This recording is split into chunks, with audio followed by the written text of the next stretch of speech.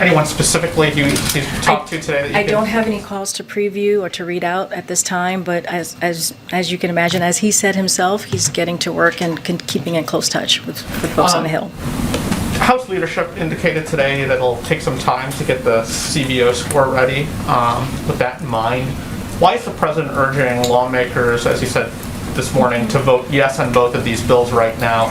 Why not give these folks some time to see what the CBO says and do their jobs? So as you know, the Build Back Better framework that the president put forth, and also the bipartisan infrastructure bill, is paid for. This is something that the president was very clear that he wanted to make sure happened, that as we move forward with these historical investments.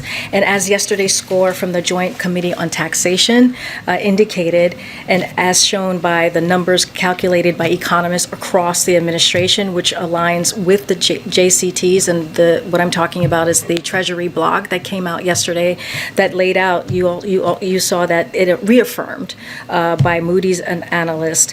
This bill is fully paid for by asking the wealthy to contribute their fair share, and that is exactly how we're going to move forward with that, and also reduce the deficit. So the big thing that we continue to say is the time is now to take action. As we saw from Tuesday, the American public wants us to move. They want us to move forward and actually deliver, and so that's what we're trying to do as an administration: deliver for the American public and make sure that this transformative bill really, truly moves forward so it can make a difference in people's lives. Good. Thanks.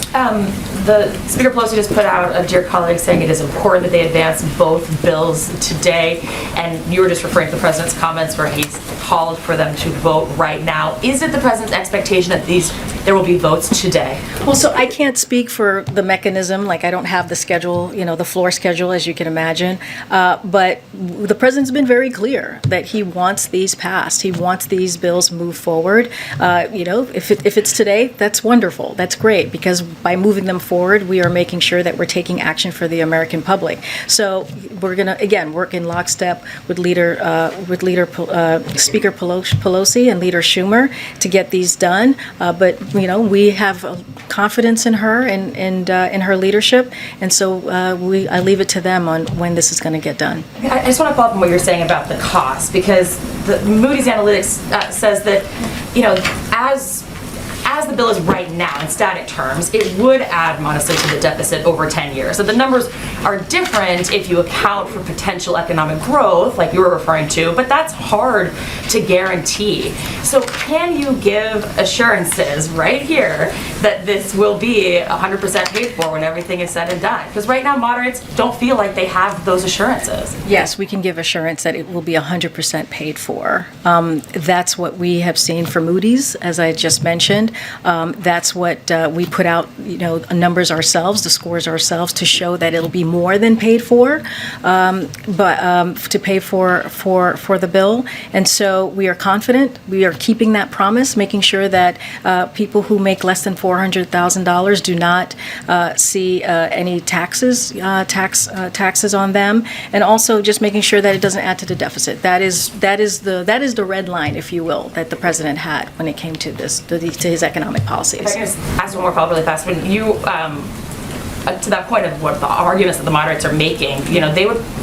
they've made an argument similar to how you started. Yeah. You started by saying that there's these positive economic numbers, these positive job numbers, and that might be indication that such a big spending package just isn't necessary right now. So what's your answer to that? This actually plays to what they're saying. So two parts. What I was saying is that the jobs numbers that we saw today is an improvement. We're seeing that the economy is moving forward, and the reason why is because of the American Rescue Plan. The reason why is because we're getting shots in people's arms. The reason why is that people are feeling more comfortable. They're going back to work because they're getting vaccinated, and that American Rescue Plan, that historic bill that the president passed and only Democrats voted for, actually put money in people's pockets, actually gave gave a middle-class tax cut to families that was incredibly important. So what we're trying to do is continue that investment with his economic policy, the Build Back Better Act, and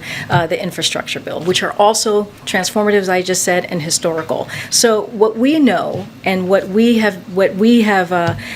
understand is, and one of the best arguments that to make for the Build Back Better Act is that 17 Nobel Prize winners in economics, as you've heard us say, and the president say, agree that it will reduce inflationary pressures, which is so important and so critical right now. The Wall Street analytics firm Moody's said the same thing again yesterday. So Build Back Better is fully paid for and will even reduce the deficit over the long term, as numbers from Moody's, JCT, which is what came out yesterday, and what our administration put forward in that Treasury blog that I mentioned yesterday. So that's what we have, and that's what we understand. Thank you so much.